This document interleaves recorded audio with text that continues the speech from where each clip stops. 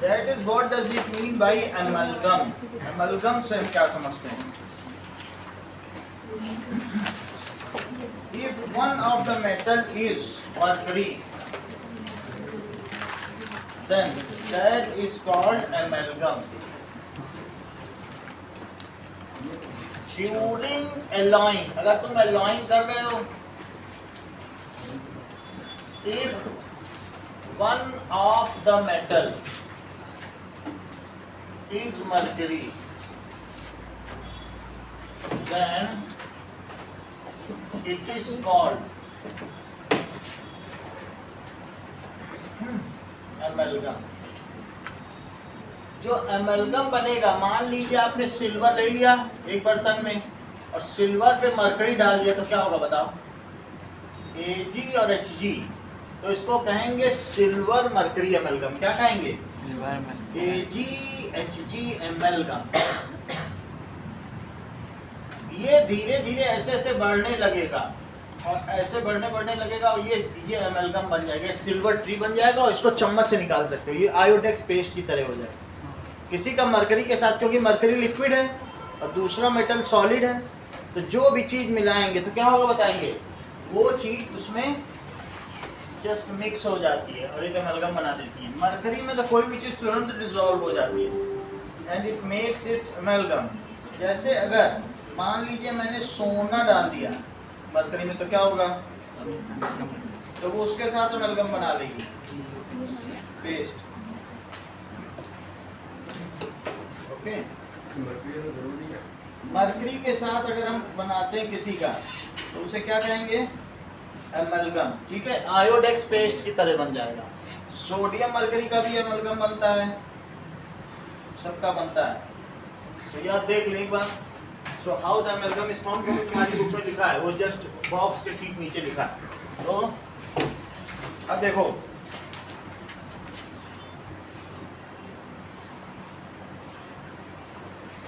Gold with mercury. Gold with mercury. ये देखो, यहाँ हमारे पास कुछ मर्क्यूरी है. ये वही एक मेटल है जो रूम टेम्परेचर पर लिक्विड होता है. इसकी सबसे कूल बात यह है कि ये 2 से ज्यादातर मेटल्स को डिसॉल्व करके उनके साथ एक एमलगम बना सकता है.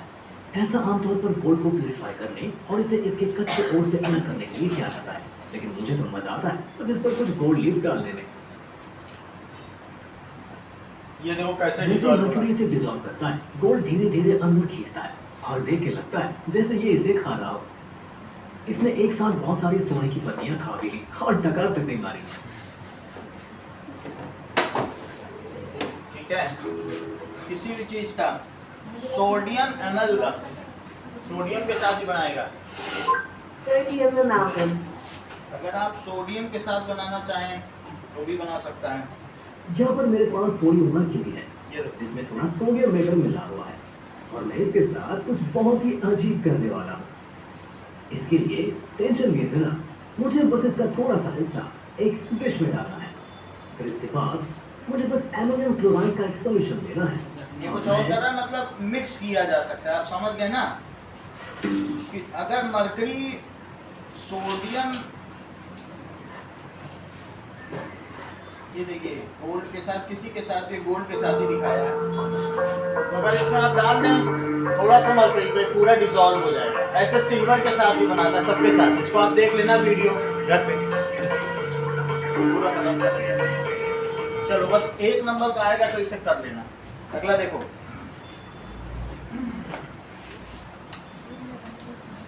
और कल हमने बताया था आयरन 2 तरीके की होती है. कौन कौन सी होती है? पिग ना लिखो, उसको लिखो कास्ट आयरन. हलवा लोहा को क्या कहेंगे? कास्ट. इसे एमेंड कर दो. और दूसरा कौन सा है? Wrought iron. इसको पिग हटा लीजिए जब कास्ट कर दीजिए. एक्सरसाइजेज में आइए. पिग आयरन को कच्चा लोहा कहते हैं. वो जब हम निकालते हैं, प्योरीफाई करते हैं, तो उससे पिग आयरन को दूसरा नाम. पिग आयरन किसको कहते हैं? कच्चा. मतलब तीन टाइप का है। हाँ 3 तरीके होते हैं, तो इसे कास्ट आयरन कहेंगे, इसे ढलवा लोहा, इसे गर्म लोहा। जिससे चीजें ढाली जाए उसे क्या कहेंगे, ढलवा लोहा, और इसे क्या कहेंगे, नर्म लोहा। ये मुड़ जाता है, ये टूट जाता है, और ये कच्चा है, इसमें स्ट्रेंथ नहीं होती। अब देखिए एक्सरसाइजेस में पहला सवाल देखें, Which of the following pairs give the displacement reaction? कौन डिस्प्लेसमेंट देगा? NaCl with copper क्या हो जाएगा कि नहीं होगा?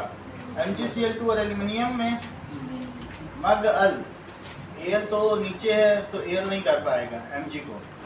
FeSO4 और सिल्वर, क्या सिल्वर डिस्प्लेस कर देगा Fe को? बोलो नहीं कर पाएगा ना, सिल्वर तो वो है, और कॉपर और AgNO3 तो हो जाएगा। सेकंड क्वेश्चन देखो, Which of the following methods suitable for preventing an iron frying pan rusting? Frying pan में ग्रीस लगा देने से दिव्या ठीक रहेगा कि पेंट लगाने से या जिंक की कोटिंग? वैसा तो कुछ भी करोगे ठीक ही रहेगा, ठीक है। बाकी ग्रीस से भी ये sir these are the prevention of corrosion हो जाएंगे, लेकिन अब फ्राइंग पैन में अगर खाना बनाना है तो उसके लिए टिन कोटिंग ठीक रहेगी, वो इलेक्ट्रोप्लेटिंग करना ठीक रहेगा। वैसे तो जिंक भी ठीक नहीं है हमारी हेल्थ के लिए, ठीक है, थोड़ा बहुत तो जिंक खाना ठीक है, मिर्च में जिंक होता है, जो हरी मिर्च हम खाते हैं वो जिंक भरपूर है, लेकिन ऐसे करने से ठीक नहीं। रस्ट लग गया तो उसमें क्या खाना खाया जाएगा क्या, वैसे इसलिए हम उस पर्सपेक्टिव से देखें तो all of these he correct है। हमें सिर्फ रस्टिंग से अगर बचाना है तो कुछ भी कर लो, रस्टिंग से तो बच जाएगा, इसलिए डी लिखो। टिन प्लेटिंग की जाती है आयरन आर्टिकल पर, अगर आयरन आर्टिकल पर हम खाना जैसे टिन कनस्टर्स होते हैं, क्या दिया सीरिया है तो जिंक ही लिखो। अब देखो, an element reacts with oxygen to give a compound with high melting point. Now compound is also soluble in water, the element is likely to be, जो ऑक्सीजन से रिएक्ट करें और हाई मेल्टिंग पॉइंट दें, with high melting point, ठीक है। Element reacts with oxygen to give a compound with, and the compound is also soluble in water, तो calcium हो सकता है। तो पहली बात है एलिमेंट है, ऑक्सीजन से रिएक्ट कर रहा है, तो क्या देगा, दैट इज CaO। CaO का बहुत हाई मेल्टिंग पॉइंट है। और क्या ये जो एलिमेंट है ये वाटर से भी रिएक्ट करता है, या कि compound is also soluble in water, या हाई मेल्टिंग पॉइंट है, and compound is also soluble in water, तो क्या बना देता है, कैल्शियम हाइड्रोक्साइड। कैल्शियम वो एलिमेंट हुआ। अगला सवाल देखें, food cans are coated with tin and not with zinc. देखो चौथे सवाल में वही बात होती है कि जिंक की कोटिंग ठीक नहीं रहती है, किसकी कोटिंग की जाती है, टिन। इवन जो कैन होते हैं ना जिसमें हम कोक पीते हैं वो भी टिन के होते हैं, टिन कैन, जिंक के नहीं होते हैं। तो ऐसा क्यों है, क्या जिंक कॉस्टलियर है, या हायर मेल्टिंग पॉइंट है, या मोर रिएक्टिव है, या जिंक इज लेस रिएक्टिव है? सीधा बताओ। जिंक ज़्यादा रिएक्टिव है, तो वो हमारे खाने पीने से सब रिएक्ट कर जाएगा, एक तो उसका टेस्ट बदल देगा, तो हम नहीं चाहते हमारा जो ओरिजिनल टेस्ट है खाने का बदले, तो हम टिन की कोटिंग करते हैं, क्योंकि टिन बहुत नीचे है। तो लिक्वा सरकाना मग अल मन सन कर फी कड को नी सन, सन बहुत नीचे है, सन यानी टिन, स्टेनस, ठीक है। तो इसलिए इसका आंसर क्या होगा, हम क्यों नहीं करते जिंक की coating, because zinc is more reactive. Fifth question देखिए, you are given a hammer, battery, bulb, wire and switch. How would you use to distinguish that it is sample of metal and non-metal? कैसे पता करोगे? Hammer है तो metal के लिए क्या करेंगे, स्टार्ट हैमरिंग द सैंपल, उसे हैमर करना शुरू करो, the sample. If it does not break into pieces and can be beaten into sheets, उसे पीटते रहो, देखो फैल रहा है, तो वो मेटल है। If it does not break into pieces, pieces में ना टूटे, और क्या करें बोलो, and can be beaten into sheets, तो उसे क्या कहेंगे?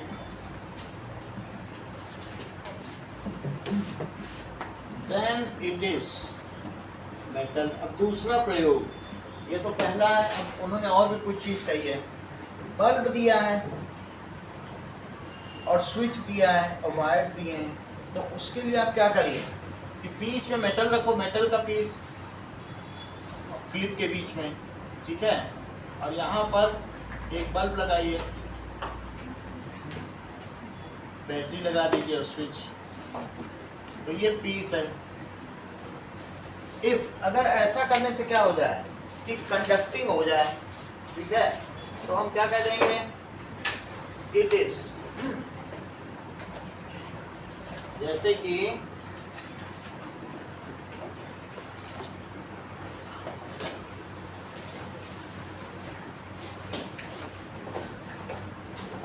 ये देखो, मान लीजिए हमारे पास एक ये पीस है और मैं ये जानना चाहता हूँ ये आलपिन है, ये कंडक्ट करेगी कि नहीं करेगी, मैं इसे जानना चाहता हूँ। तो अभी ये सर्किट ओपन है, लेकिन मैं इसमें इसको कनेक्ट कर दे रहा हूँ और ये देखो, अगर मैं ये पिन इसको टच करने से कंडक्ट कर ले तो कंडक्ट कर रही है क्या? टच करने से, तो इसे क्या पता चल रहा है? ठीक है, तो कंडक्टिंग नहीं करती है, तो यही आपको प्रैक्टिकल कराया जाता है। तो उसको कांटेक्ट कराओ इन दोनों के बीच में, अगर हो जाए तो क्या है, सर्किट पूरा हो गया। नहीं कर जाती है, ठीक है, तो ऐसे ही हमने बनाया, देखो बनाया मैं यही आलपिन बना, ये कोई मेटल का सिस्टम, ये रखने से निकाल, लकड़ी थी तो नहीं कर पा रहा, लेकिन इसके लगाने से हो जा रहा है नहीं, सही है। इसका मतलब है that means if bulb glows then that means it क्या कर सकता है? passes the charges and it is conductor। Bulb glow हो रहा है तो that means it is conductor. ये अल्पिन क्या है? ये कंडक्टर है। बल्ब ना ग्लो होता, यहाँ रबर लगा दो, कुछ और लगा के देखो, इवन पेंसिल लगाओ तो कुछ होगा? कुछ नहीं होगा। लेकिन ग्रेफाइट रख दो तो हो जाएगा। जो जिसके पास पूरी लेड हो, लेड रखो तो हो जाएगा। ये कौन सी है तुम्हारे पास? तो ये तो वही है, लेकिन चलो कोई बात नहीं। कितनी बड़ी है? तो ये देखो हो गया, ग्रेफाइट से हो जा रहा है। इससे क्या पता चल रहा है कि ग्रेफाइट क्या है? जो ग्रेफाइट से कर दिया है कि नहीं? ग्रेफाइट कंडक्टर है कि नहीं? तो मेरी पेंसिल है ग्रेफाइट, ग्रेफाइट कंडक्टर है। तो हमको बस यही प्रैक्टिकल करना है। जो भी तुम्हारे पास हो, वुड हो, पेपर हो, स्टील, कुछ भी रखो, हाथ से नहीं हो रहा क्योंकि इतना कंडक्टिंग नहीं है हमारी बॉडी, इससे हो जा रहा है। अभी सेकंड प्रैक्टिकल हम क्या करेंगे कि देखिए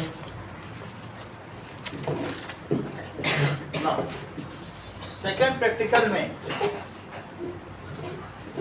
put the metal piece between, put the metal piece as illustrated in diagram in, if bulb glows, अगर बल्ब ग्लो कर जाए, then क्या होगा? It can conduct charges, so it is metal। अगला सवाल देखें।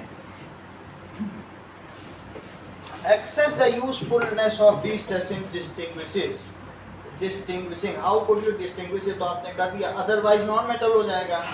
तो assess the usefulness, इस टेस्ट से आप क्या पता चल रहा है?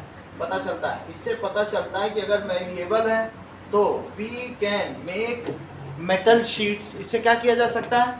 मेटल शीट्स बनाई जा सकती है। दूसरा, it can be used for transmission of electricity।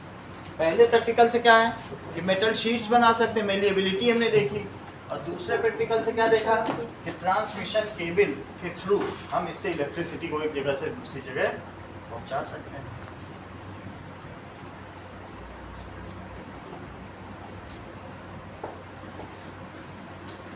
Metal sheets के तो बहुत सारे काम हैं। आप देखो मेटल शीट से व्हीकल बनती है, कार का सब चीज़ तो शीट ही है, मेटल की शीट से ही तो फ्रेम बनते हैं।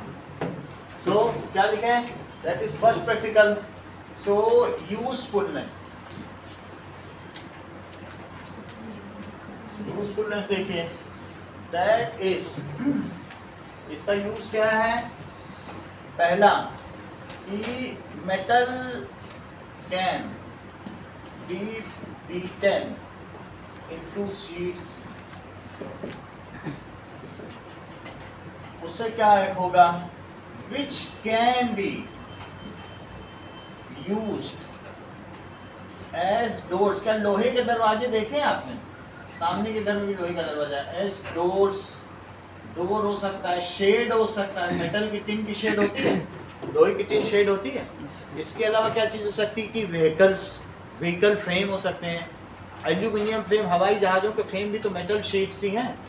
सो दैट इज, तो व्हीकल बॉडी, ये सब चीज़ हो सकती है। दूसरा क्या है कि एज इट इज़ मैलिएबल, ऐसा क्यों है, क्योंकि ये मैलिएबल है। और दूसरी चीज़ क्या है कि as metals are conductor, metals conductor है, so can be used for transmission of electricity.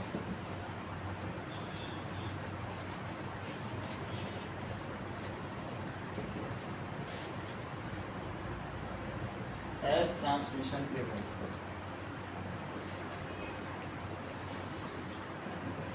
अब अगला देखो, 6th क्वेश्चन देखिए, इसको ए भी डालें, जो उसके जब सब पॉइंट्स है, अगर वो हाँ 1 2 चल रहा है तो उसमें भी ए भी चलेगा। अगर ए बी के अंदर करना है तो फिर रोमन में चलाओ, वही नहीं डालो कि 1 2 के अंदर 1 2 नहीं डालना, ये बात ध्यान रखना, ठीक है। What are the amphoteric oxides? Give examples. So the oxides which reacts with both acids and bases, ठीक है, the oxides which reacts with acid and bases both are called amphoteric oxide. और ऐसा कौन होते हैं, मेटल ऑक्साइड्स होते हैं। कौन कौन से मेटल ऑक्साइड्स होते हैं, ठीक है। एग्जाम्पल है इसका Al2O3 और ZnO। With acids they react as base and with base they react as acid. With acids, इसका इक्वेशन नहीं पूछा, as base, with base these reacts as, अगला क्वेश्चन देखिए, name 2 metals which displace hydrogen from dilute acid। Jyotsna, ऐसे 2 metal के नाम बताओ कि जो हाइड्रोजन को डिस्प्लेस कर देते हो डाइल्यूट एसिड से, और ऐसे 2 मेटल के नाम बताओ जो ना करते हो।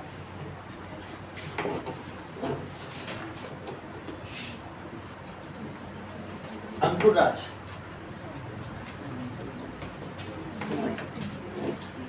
हाँ बोलो। सोडियम और पोटेशियम, ठीक है, दैट इज 7th क्वेश्चन देखिए, sodium and potassium displace hydrogen from HCl या एसिड्स, बट हाइड्रोजन के नीचे कौन से हैं, silver, copper, AgAu can not,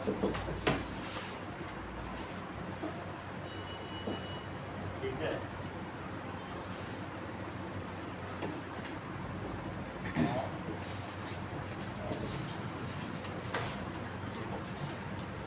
In the electrolytic refining of metal M, what would you take? Anode में वंदना तुम क्या लोगी, और कैथोड में क्या लोगी, और इलेक्ट्रोलाइट क्या लोगी।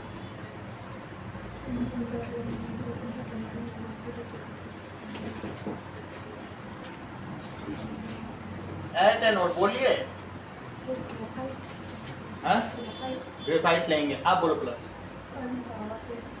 फिर सही, that is at anode in pure metal of M, metal of M. और कैथोड पर, क्योंकि ये एनोड मड ही है तो उसी से पता चला, उसी के ऊपर इम्प्योर ही रखा है, तभी तो एनोड मड आया था। और कैथोड में सही है, at cathode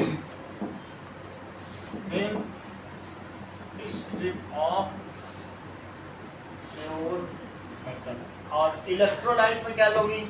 solution of salt सही है, acidulated salt solution, and that is as electrolyte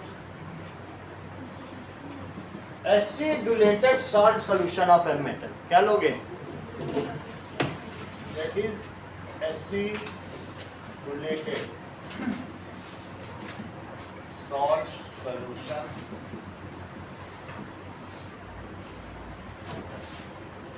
for example, अगर हम कॉपर की रिफाइनिंग कर रहे हैं तो 2 स्टिक ली जाएंगी,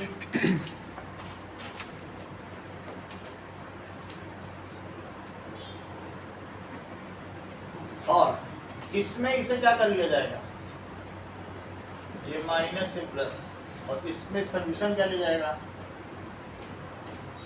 that is एसिडुलेटेड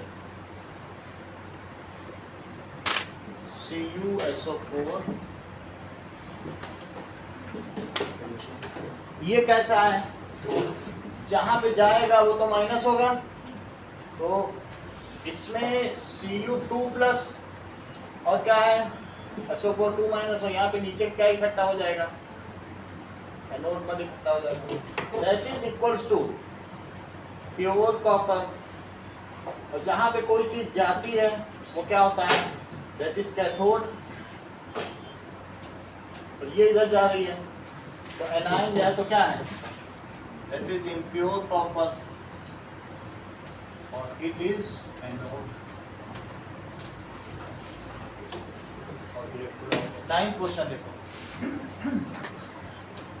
Pratyush took sulphur powder in spatula, एक चम्मच, स्पेटुला चम्मच को कहते हैं, और उसको हीट किया और गैस को ऊपर कलेक्ट किया, तो बताइए अगर इस टेस्ट ट्यूब में पूजा कौन सी गैस आ गई होगी अगर उसने स्पेटुला में एक चम्मच में सल्फर पाउडर ऐसे से गर्म किया, बताओ।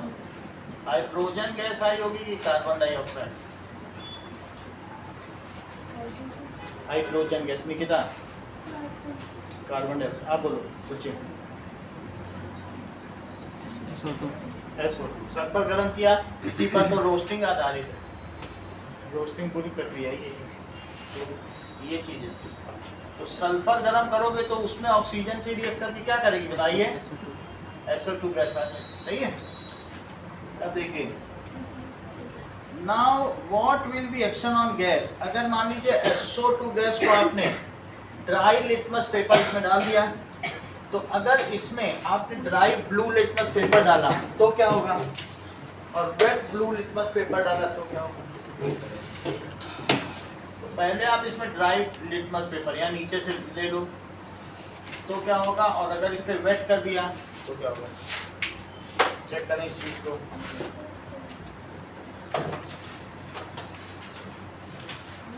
ना पहले लिखो कि what will be, which gas is collected.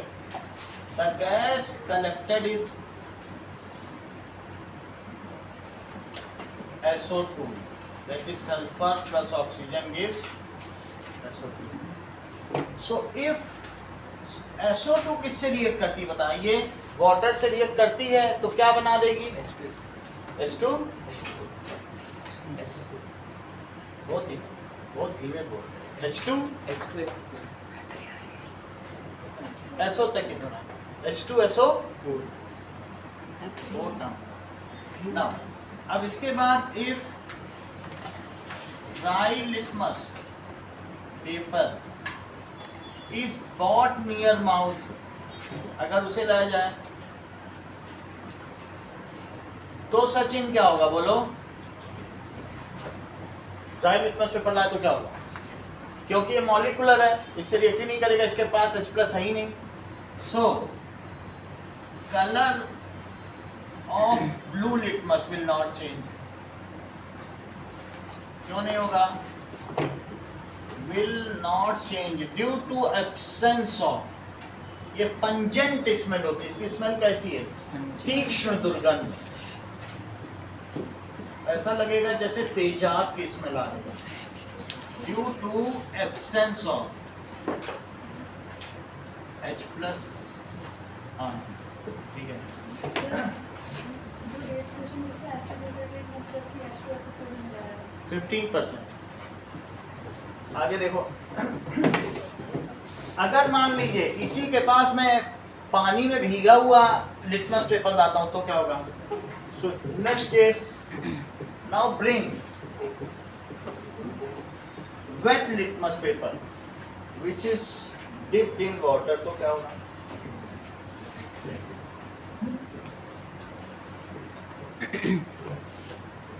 Now bring wet litmus paper, dip in water या moist liquid, तो क्या होगा? Then blue color changes to red। ऐसा क्यों होगा?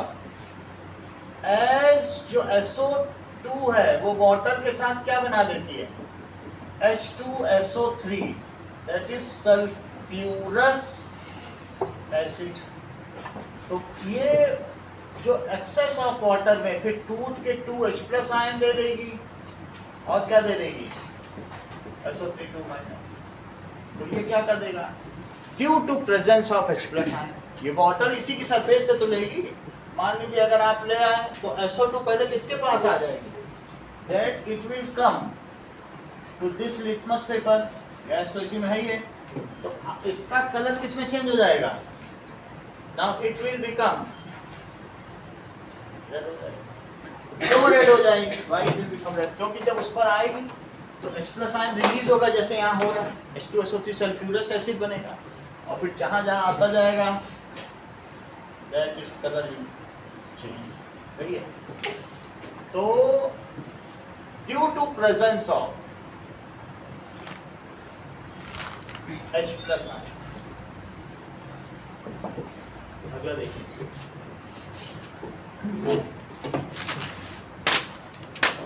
State 2 ways to prevent rusting of corrosion। ये चीज कवर हो चुकी है। Now write a balanced chemical reaction for reaction taking place। यही भी है, जो रिएक्शन हो रही है यही है। तो what type of oxides are formed when non-metal combined with oxygen? बोलो Pradeep sir, what type of oxides are formed when non-metal reaction? और न्यूट्रल और बेसिक। ये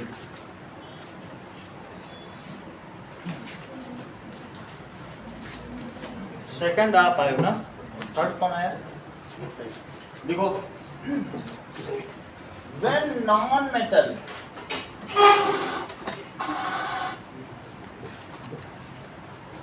ठीक है get oxidized, then acidic oxide mostly कौन से बनते हैं? एसिडिक ऑक्साइड्स तो बनते ही हैं, और न्यूट्रल ऑक्साइड्स आर फॉर्म्ड। जो SO2 है, CO2 है, NO2 है, ये सभी क्या है? These are acidic oxide. और कौन कौन से न्यूट्रल हैं? N2O, CO और H2O। These are neutral oxide। सही? अब देखो,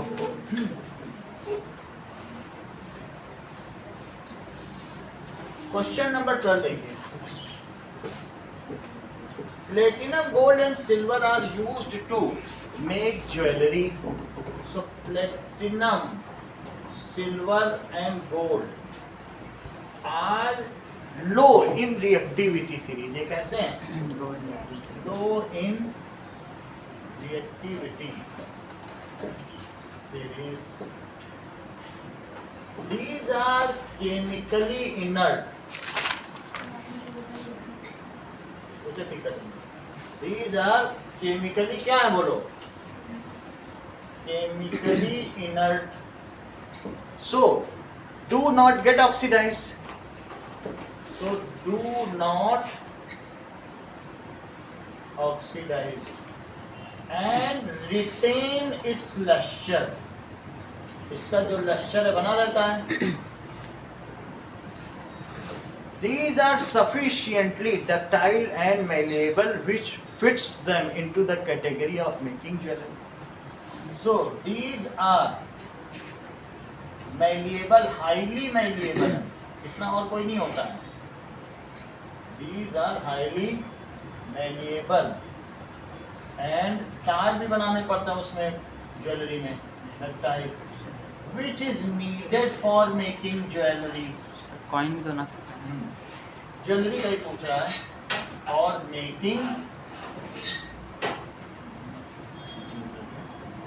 इसलिए इसकी ज्वेलरी बनती है. Sodium, potassium and lithium are stored under oil. इनको ऑयल में क्यों स्टोर करते हैं?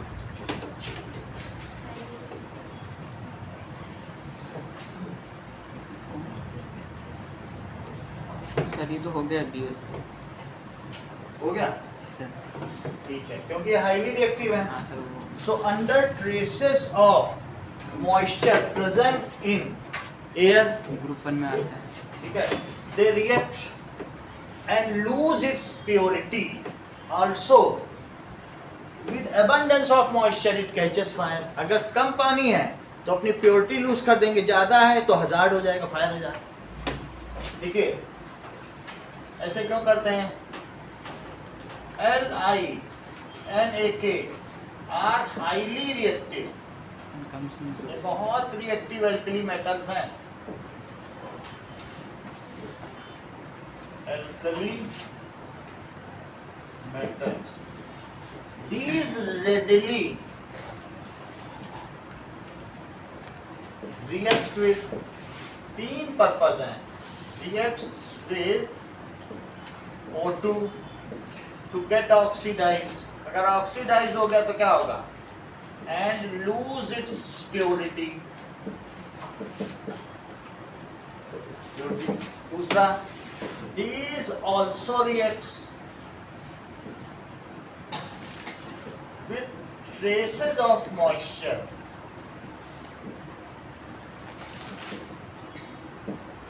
Present in air. With excess moisture. अगर ज्यादा इनको मॉइस्चर मिल जाए, then there is a chance of catching fire. Chance of fire hazard. So, to isolate them from atmospheric condition, to isolate them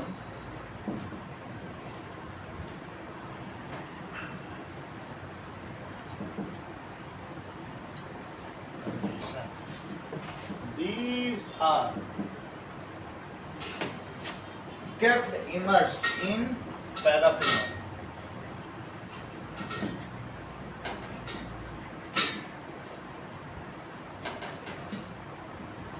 paraffin oil पे ज्यादातर करते हैं. वही wax है जो हम लोग एडी में लगाते हैं, Krack SR cream. See, aluminium is highly reactive, yet it is aluminium though highly reactive.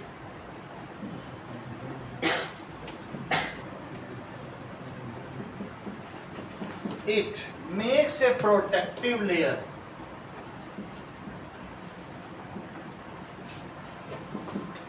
बहुत बड़े बड़े बर्तन होते हैं बारात में सब एल्यूमिनियम के होते हैं, क्योंकि वो हल्का भी होता है, उठा के इधर रख दिया, लोहे का कौन उठाएगा। मेहरानगढ़ में सब लोहे के बर्तन है, वो कौन उठा पाएगा, 10 आदमी उठाए तब तो उसमें खिचड़ी बने। So protective layer which makes a protective layer of Al2O3 which does not allow it to get further corroded.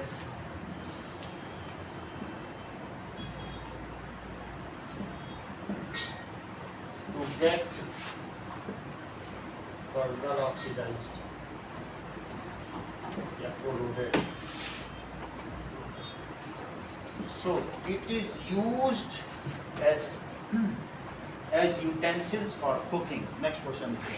Carbonate and sulfide ores are usually converted into oxide during the process of extraction.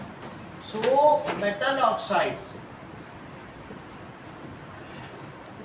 can easily be reduced. इसको reduce किया जा सकता है। Reduce किसमें किया जा सकता है? To metal by using, क्या यूज करते हुए? कोक। ऐसा किया जा सकता है। This is a cheaper process, ये कैसा and affordable. This is cheaper and affordable process.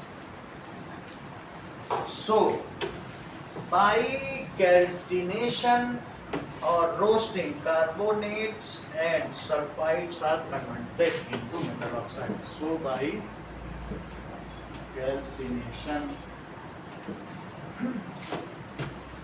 or and roasting, carbonate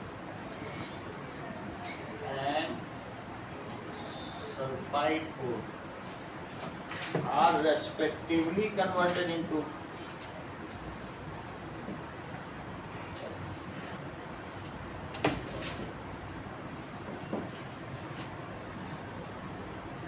metal oxide. क्यों? हम लोगों ने कल देख लिया था कि जो मीडियम में होते हैं उनको कार्बन से रिड्यूस कर सकते हैं, तो ये मीडियम वाले की ही बात कर रहा है, जिंक की बात कर रहा है।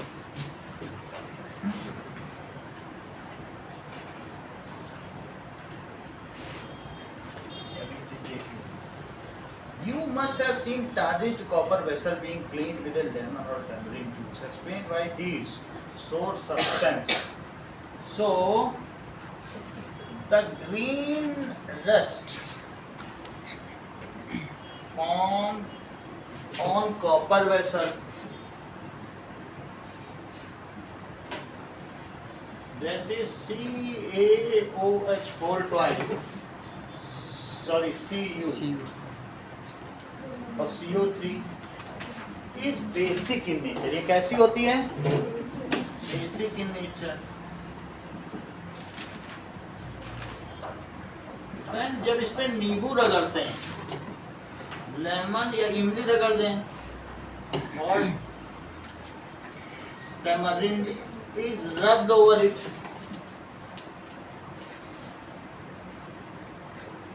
then acid base reaction takes place. क्योंकि ये acidic है, which are acidic, then acid base reaction takes place between them, and that is forms a water soluble salt which is rinsed away while pouring water, and the shiny red brown surface leaving behind, which are acidic, जो कि क्या है? Then acid base neutralization reaction takes place.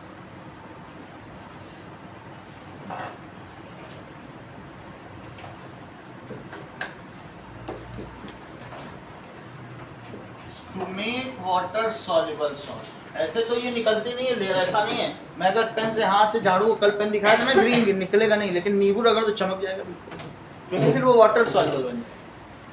To make it क्या बना देगा? Water. बोलो। क्या? राख से भी नहीं होगा कुछ, इसी से होगा। राख मेहनत का काम नहीं, बस इसमें नींबू ऐसा लगाया बिल्कुल चमक जाता है, कुछ मेहनत नहीं लगती है। वो एसिड ही है, कौन एसिड का आया? तो जयपाल सिंह। अभी तो करेंगे तो ये चलता रहेगा ना वीडियो, अब तो फिर करेंगे चलो तुरंत बंद कर देना, ठीक है। Okay. Make water soluble salt which is rinsed away, वो क्या होगा,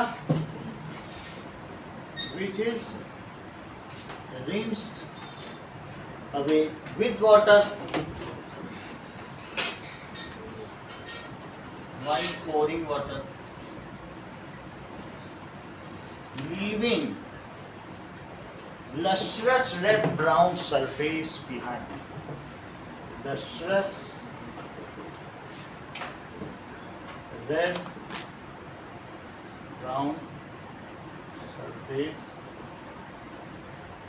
अगला सवाल देखें। Differentiate metals and non metals, ऐसा कराया जा चुका है आपको केमिकल प्रॉपर्टीज के बेसिस पर। Now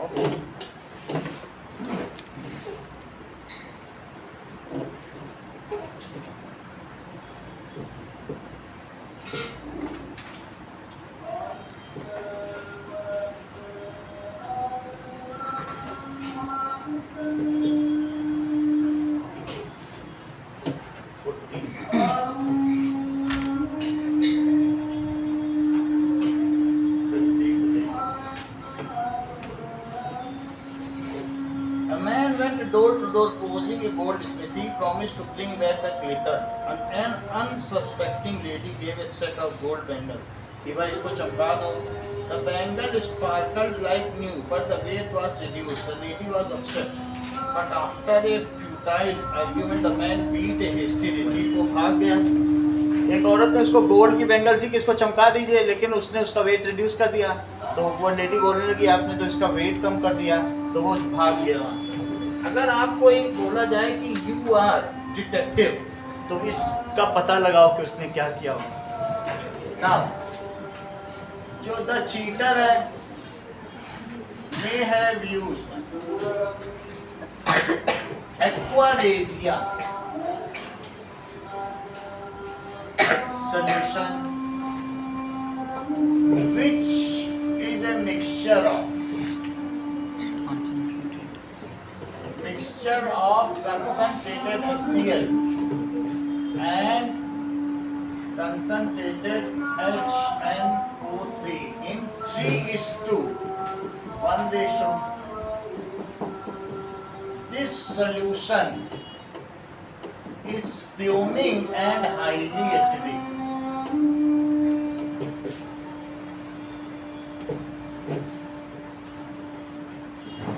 It can dissolve, corrode, किसी को भी कर सकता है, ठीक है. Now, all metals, including gold,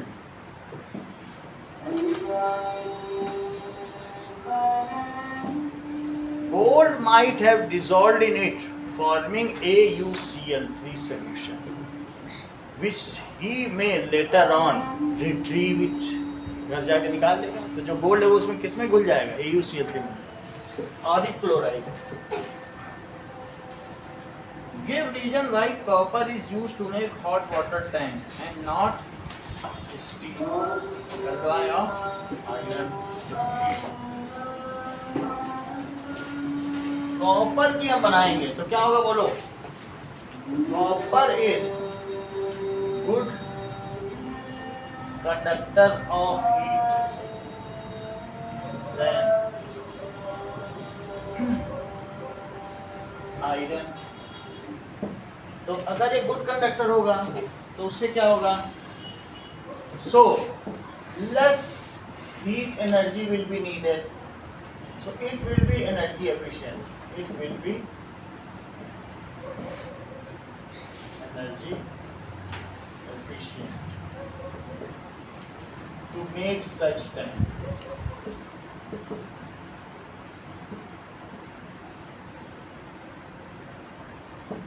Of copper rather than steel. How do organisms reproduce? Video change कर दूँ? कर दीजिए।